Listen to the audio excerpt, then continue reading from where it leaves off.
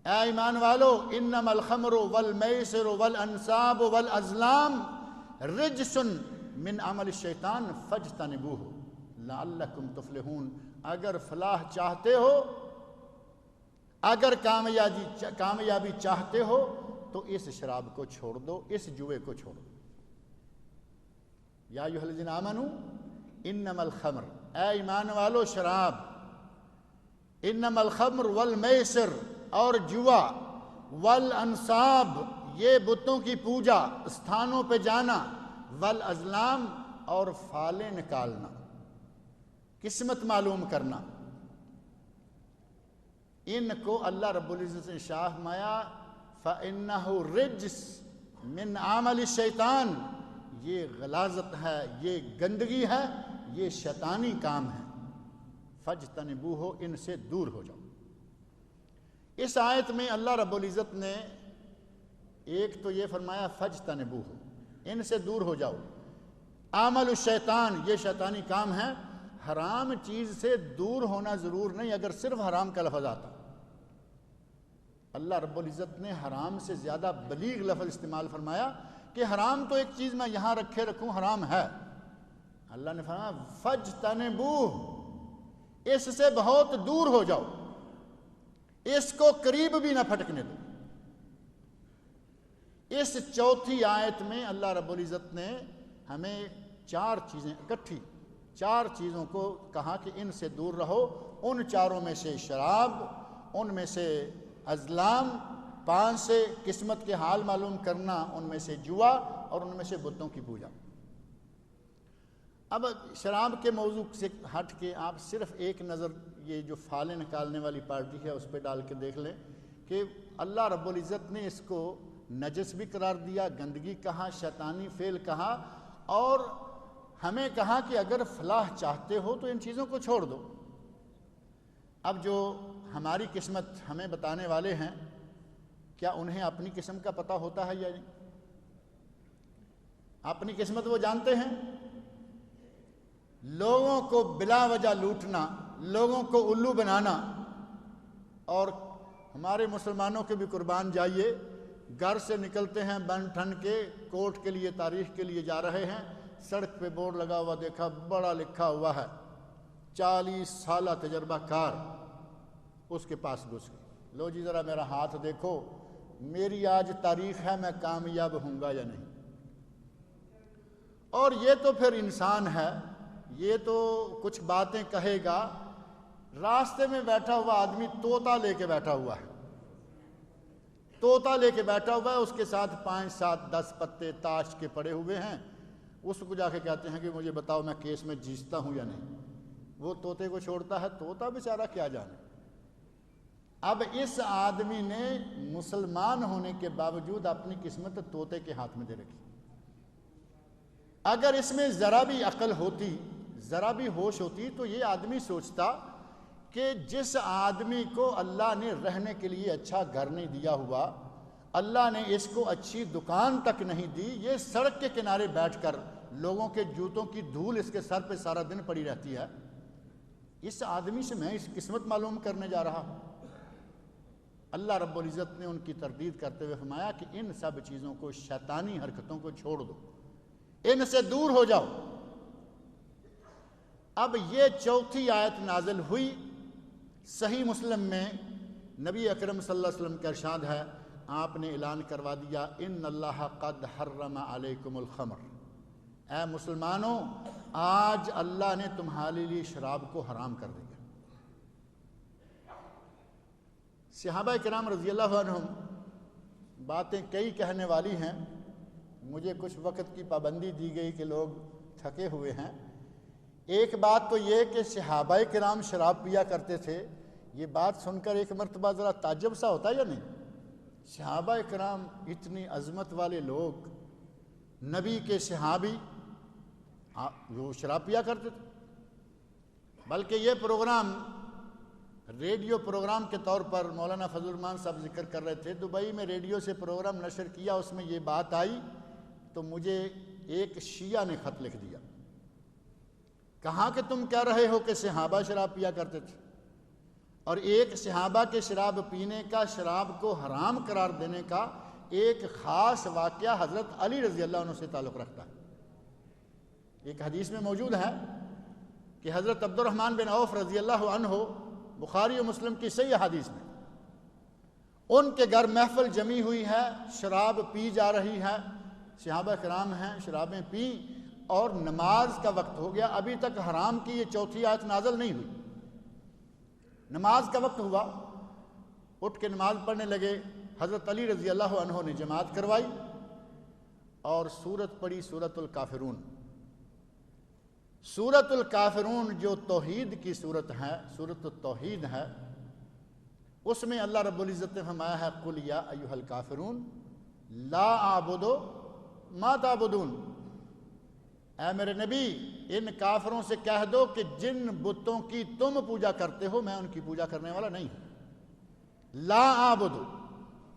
حضرت علی رضی اللہ عنہ نے جماعت کرائی تو چونکہ نشے کی حالت تھی، نشہ دماغ سے کھیلے ہوئے تھا، بسم اللہ پڑھی اور سورت کافرون پڑھتے ہوئے پڑھا اعبد ما تعبدون،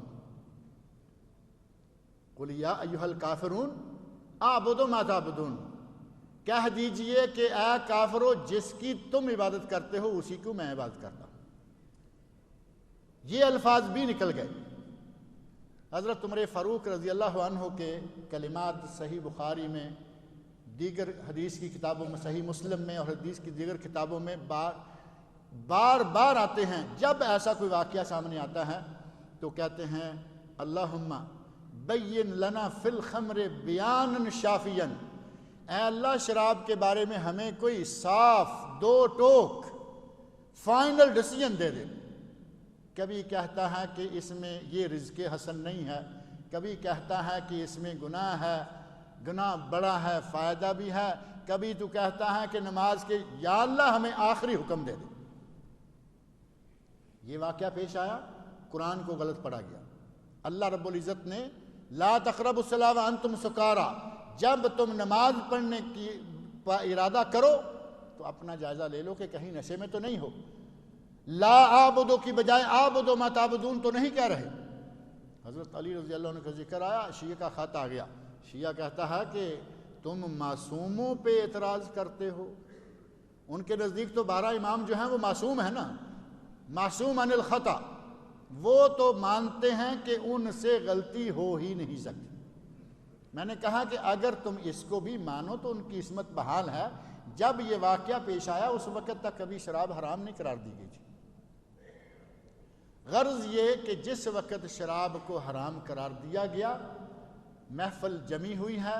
حضرت انس رضی اللہ عنہ، صحیح بخاری اور صحیح مسلم میں حدیث موجود ہے، حضرت انس رضی اللہ عنہ بیان فرماتے ہیں کہ میں لوگوں میں بڑے بڑے سردار وہاں موجود ہیں، میں ان کو شراب پلا رہا تھا، باہر سے منادی نے آواز دی اور کہا کہ نبی صلی اللہ علیہ وسلم نے یہ اعلان کروایا ہے کہ آج اللہ نے شراب کو حرام قرار دے دیا۔ جس کے ہاتھ میں پیالہ تھا اس نے وہ پیالہ واپس رکھ دیا، جس کے منہ میں گھونٹ بھرا ہوا تھا اس نے حلق سے نیچے اتارنا گوارا نہیں کیا، واپس پھینک دیا۔ جس کے گھر میں جتنی شراب تھی کسی نے یہ نہیں کہا کہ ہم اس کو بیچ لیں گے، پیتے نہیں ہم بیچ کے فائدہ اٹھا لیں گے۔ شراب کو مٹکوں کے مٹکے مدینے کی گلیوں میں بہا دیے، اور حضرت انس رضی اللہ عنہ کے الفاظ ہیں فجرت سکک المدینہ، اس دن مدینہ منورہ کی گلیوں میں اس طرح شراب بہ رہی تھی جیسے کہ سیلاب آیا ہوا۔ صحابہ کرام رضی اللہ عنہم نے جب یہ سنا کہ شراب حرام ہو گئی ہے، اب کوئی ہیل نہیں، کوئی حجت نہیں، کوئی یہ نہیں، کوئی وہ نہیں۔ وہ ہماری طرح کے تو نہیں تھے نا۔ ہمارا تو عالم یہ ہے کہ اگر 100% یقین ہو جائے کہ شراب بری چیز ہے، قرآن کی آیات سے، حدیثوں سے، میڈیکل رپورٹس لا کے ذکر کرنا شروع کر دیں کہ شراب نقصان دہ ہے، پھر بھی سوچنے کے لیے وقت مانگتے پھرتے ہیں کہ نہیں تھوڑا سوچ لیں۔ اور تو اور سگریٹ معمولی سی بات ہے، یہ کوئی اتنا بڑا نشہ بھی نہیں، اگرچہ نشہ ہے، مخدرات میں اس کو بھی شمار کیا جاتا ہے۔ سگریٹ کے لیے اگر بالکل یقین آ گیا تو پھر بھی جیب میں جو پیکٹ ہے 20 سگریٹ اس میں ہوتے ہیں، کہیں گے کہ چلیں یہ ختم کر لیں گے پھر چھوڑ دیں گے۔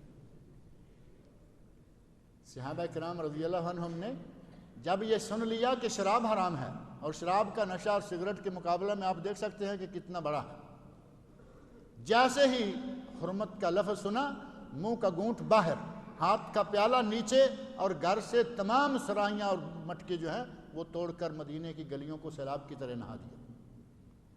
صحابہ کرام رضی اللہ عنہم اس طرح نبی اکرم صلی اللہ علیہ وسلم کی باتوں کو مانا کرتے تھے۔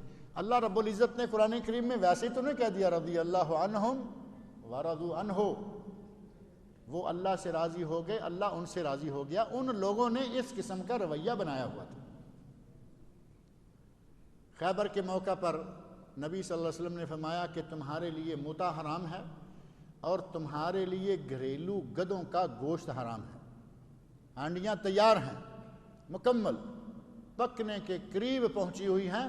نبی صلی اللہ علیہ وسلم کا اعلان سنا، یہ نہیں کہا کہ اب تو سارا کچھ ہو چکا ہے، بلکہ اسی وقت ہانڈیاں الٹ دی، اسی وقت ہانڈیاں الٹ دی، نئے سرے سے جو بھی کھانا ہے اس کو تیار کرنے۔ صحابہ اکرام رضی اللہ عنہم اس انداز کے ماننے والے سے نبی صلی اللہ علیہ وسلم کے۔ غرض یہ کہ شراب کو اللہ رب العزت نے ان 4 سٹیپس میں باری باری، کیونکہ انسانوں کی فطرت ہے کہ وہ کسی کام کا رسیہ عادی ہو چکا ہے تو وہ آہستہ آہستہ، اور دیکھیں جہاں شرک کی بات آئی، جہاں عقیدے کی بات آئی، وہاں ایک دن کی مہلت بھی نہیں دی، کیونکہ وہ مسئلہ تھا عقیدے کا۔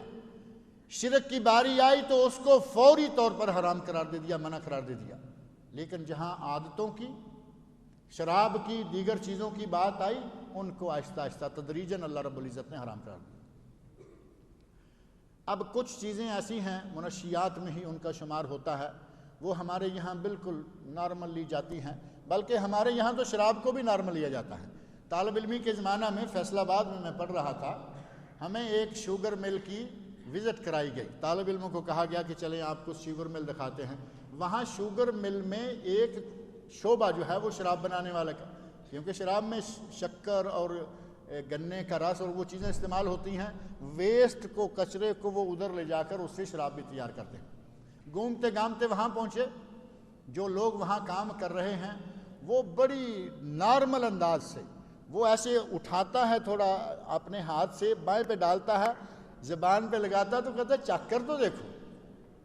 اس کے نزدیک کوئی اس کی اہمیت نہیں ہے کہ یہ نجس ہے، یہ ناپاک ہے، اس کو چکھنا تو دور کی بات ہے، اس کو تو ہاتھ پہ لگانا بھی جائز نہیں۔ ہمارے یہاں بالکل معمولی لیا جاتا ہے۔ بیئر کے نام سے ہمارے یہاں ایک ڈبہ بکتا ہے، سپر مارکیٹوں میں وہ عام بکتا پڑتا ہے، کہیں گے جی یہ ہالینڈ سے آیا ہے، لیکن اس کے اوپر لکھا ہوا ہے نن الکوہلک، یہ الفاظ اوپر لکھے ہوئے ہیں۔ اور یہ الفاظ صرف اسی پر نہیں لکھے ہوئے، یہ تو باہر کے ملکوں سے مرغیاں آتی ہیں، مرغیوں کے اوپر لکھا ہوا ہوتا ہے مذبوحہ علی طریقہ شرعیہ اسلامیہ، لفافہ چڑھا ہوا ہے۔ اور امارات میں قیام کے دوران میرے استاد محترم پاکستان سے حافظ ثناء اللہ صاحب تشریف لائے ہوئے تھے انہی دنوں، تو ان کی موجودگی میں اخبارات میں خبر آئی کہ مرغی مکمل ہے، سالم، اس کے پاس سے بھی چھری نہیں گزری ہوئی، اس کے سارے پر نکالے ہوئے ہیں، اس کو لپیٹ کر لفافے میں ڈالا ہوا، اوپر لکھا ہوا ہے مذبوحہ علی طریقہ شرعیہ اسلامی، اور اس کے گلے کو چھری لگی تک نہیں، کھا رہے ہیں، کہاں سے آ رہا ہے کوئی پرواہ نہیں کی جا رہی۔ اسی طرح ہالینڈ سے آنے والا بیئر ہے، ہمارے یہاں عام لوگ لیتے ہیں، پیتے ہیں، جی یہ ذرا ٹھنڈا ہوتا ہے، ٹھنڈا ہوتا، اوپر لکھا ہوا ہے نان الکوہلک، لکھنے والے کون ہیں؟ ہالینڈ کے لوگ۔ وہاں کیا مسلمان رہتے ہیں؟ وہ فیکٹریاں کافروں کی بنانے والے کافر لکھ دیا نان الکوہلک، جبکہ اس میں الکوہل ہوتا ہے۔ اور یقین مانے، میرا چونکہ وہاں بھی کورٹ سے تعلق تھا، یہاں بھی کورٹ سے تعلق ہے، ہمارے سامنے جھومتے جامتے ہوئے کتنے لوگ پکڑ کے لائے جایا کرتے تھے۔ پوچھا کہ کیا پیا ہے؟ تو کہتا ہے جی 2 ڈبے بیئر کے پیے ہیں، 2 ڈبے بیئر کے پیے ہیں، نشہ ہو گیا، اور اسی کا آدھا ڈبہ پئیں یا 1 ڈبہ پئیں تو شاید نشہ نہ ہوتا ہو، 2 پئیں تو نشہ ہو جاتا ہے۔ اور نبی صلی اللہ علیہ وسلم نے اس سلسلہ میں ہمیں ایک بہترین قانون دیا ہے۔ نبی صلی اللہ علیہ وسلم کا ارشاد ہے ما اسکر کثیرہ فَقَلِيلُهُ حرام، جس کی زیادہ مقدار پینے سے نشہ ہو جائے اس کا ایک قطرہ پینا بھی حرام۔ بلکہ ایک حدیث میں آتا ہے ما اسکر الفرق منہ فملء الکف منہ حرام، جس کا ایک فرق نشہ دے دے اس کا چلو پینا بھی حرام ہے۔ اور اہل لغت نے اس فرق کی، بلکہ محدثین کرام نے اس فرق کی تشریح کرتے ہوئے لکھا ہے کہ اگر فا را قاف فرق رے کے اوپر زبر ہو تو اس کا معنی ہے جو تقریباً 6 کلو 12 پاؤنڈ، اگر 12 پاؤنڈ پینے سے 6 کلو پینے سے کسی کو نشہ آتا ہو تو اس کا قطرہ پینا بھی حرام ہے۔ اور اگر یہی لفظ فرق پڑا جائے، فا اور را کے اوپر سکون یا جزم فرق، تو یہ 12 کلو کا ہوتا ہے۔ اگر 12 کلو کوئی چیز پینے سے نشہ دے تو اس کا ایک قطرہ پینا بھی حرام ہے۔ اب اندازہ کریں کہ یہ جو ہمارے لوگ بڑی آسانی کے ساتھ پیے چلے جاتے، کہتے ہیں جی نہیں اس میں نشہ نہیں ہے، کھانا کھا کے ہم تھوڑا سا پی لیتے ہیں، یہ ٹھنڈا ہوتا ہے۔ مسلمان ہو کر اتنی لاپرواہی سے منشیات کو لیتے ہیں، اور پھر کوئی کہیں گے جی نہیں میں جب تھک جاتا ہوں تو میں تھوڑی سی پی لیتا ہوں۔ میرا خیال ہے آپ کو معلوم ہوگا یہ قول کس کا ہے۔ میں شراب تو نہیں پیتا، بس کبھی تھک جاتا ہوں تو تھوڑا سا پیتا ہوں۔ اب اس کو پتہ نہیں کون سا اس نے وٹامن بنا لیا ہے۔ عام سے آدمی سے کہا گیا کہ یہ جس نبی کے پاس اسلام لانے کے لیے تم جا رہے ہو بدو ہے، اس نبی کے پاس تم اسلام لانے جا رہے ہو وہ تو شراب سے روکتا ہے۔ اس بدو نے کہا لا اشرب ما یشرب العقل، میں تو وہ چیز ویسے ہی پینے کے لیے تیار نہیں ہوں جو پئیں تو وہ عقل پی جاتا ہے۔ جس چیز کو پینے سے عقل ختم ہو جاتی ہے میں تو اس کو پینے کے لیے تیار ہوں۔ اور پھر اس لفظ خمر پہ اکیلے پہ ڈیرا لگا کے بیٹھ جانا، بلکہ ہمارے فقہا نے تو اس میں سے بڑی سی راہیں نکال لی ہیں شراب پینے کی۔ کہیں گے جی اگر انگور کی شراب ہے تو وہ حرام ہے، باقی کوئی نہیں، جبکہ نبی صلی اللہ علیہ وسلم نے اس سلسلہ میں ہمیں ایک قاعدہ دیا ہے، اور وہ قاعدہ یہ ہے کہ ہر وہ چیز جو نشہ آور ہے اس کا نام شراب ہے، اس کا نام افیون ہے، اس کا نام چرس ہے، اس کا نام گانجا ہے، وہ کالا پاؤڈر ہے یا پیلا پاؤڈر ہے، وہ کچھ بھی ہے، جس چیز میں نشہ ہے وہ منشیات میں سے ہے اور وہ حرام ہے۔ کل ما خام الخمر ما خامر العقل، شراب وہ ہے، خمر وہ ہے جو عقل کو ڈھانپ لے۔ اس میں یہ شرط نہیں ہے کہ یہ انگور کی ہے، یہ کھجور کی ہے، یہ فلاں کی ہے۔ اور اس شراب کو نبی صلی اللہ علیہ وسلم نے، منشیات کو، شراب کو نبی صلی اللہ علیہ وسلم نے ام الخبائث قرار دیا۔ الخمر ام الخبائث، یہ موجم طبرانی اوسط کی حدیث اور صحیح سند سے ثابت حدیث، جبکہ موجم طبرانی اوسط اور موجم طبرانی کبیر دونوں کتابوں میں صحیح سند کے ساتھ دوسری حدیث بھی ثابت ہے۔ نبی صلی اللہ علیہ وسلم نے فرمایا الخمر ام الفواحش، شراب تمام فحاشیوں کی جڑ ہے، شراب تمام خباثتوں اور گندگیوں کی جڑ ہے، تمام گناہوں کی جڑ ہے۔ اور سنن نسائی میں صحیح سند کے ساتھ اور صحیح ابن حبان میں، اسی طرح سنن کبریٰ بہقی میں حدیث کی 3 کتابوں میں نبی صلی اللہ علیہ وسلم نے ایک واقعہ بیان فرمایا تھا، جس واقعہ کو دیکھیں تو پتہ چلتا ہے کہ واقعی شراب، یہ منشیات، یہ نشہ کی چیزیں، یہ برائیوں کی جڑ ہے۔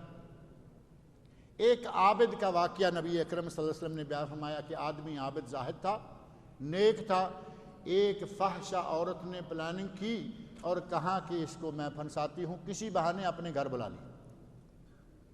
صحیح سند سے کتب حدیث میں، ان کہانیوں میں سے، قصوں میں سے، واقعات میں سے نہیں، صحیح سند سے اور زبان رسالت مآب صلی اللہ علیہ وسلم سے نکلا ہوا واقعہ۔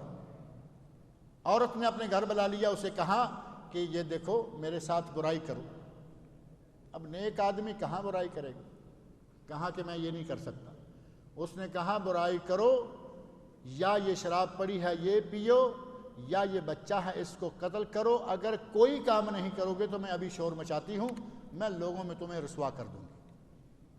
اب شریف آدمی کو اپنی عزت کا پاس ہوتا ہے کہ میں کہاں پھنس گیا، اگر میں کچھ بھی کیے بغیر یہاں سے نکلتا ہوں یہ میرے پیچھے شور مچا دیتی ہے کہ یہ دیکھو یہ ملا، یہ عابد، یہ زاہد، یہ جو لوگوں کے درمیان بڑا عبادت گزار بنا پھرتا ہے، یہ میرے پاس سے یہ کر کے نکلا ہے۔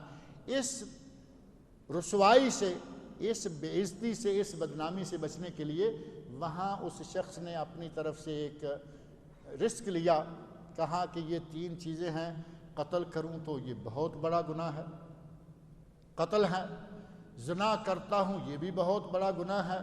اس نے چھوٹا گناہ سمجھتے ہوئے کہا کہ میں شراب پی لیتا ہوں۔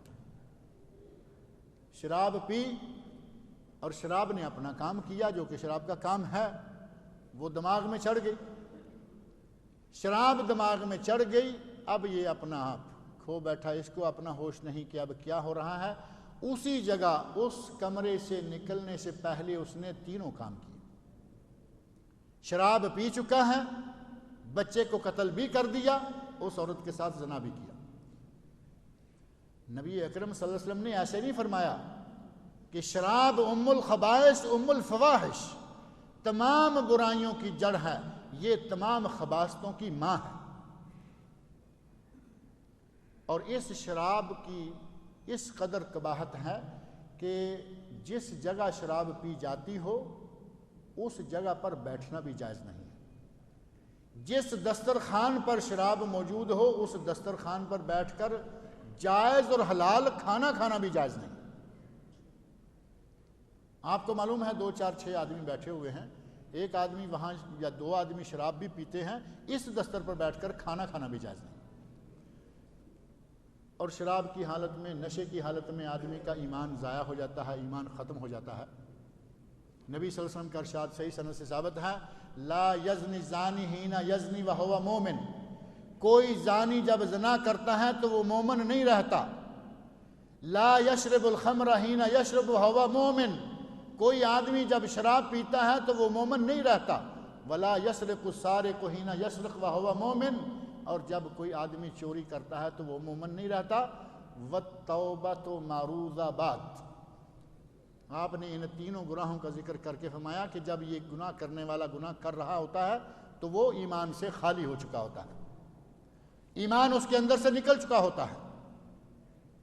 لیکن آخر میں فرمایا والتوبۃ معروضہ بعد، اس کے سامنے توبہ کا دروازہ بہرحال کھلا ہوا ہے، اگر اس نے توبہ کر لی، ان تاب تاب اللہ علیہ، اگر اس نے توبہ کر لی تو اللہ اس کی توبہ کو قبول کر لیتا ہے۔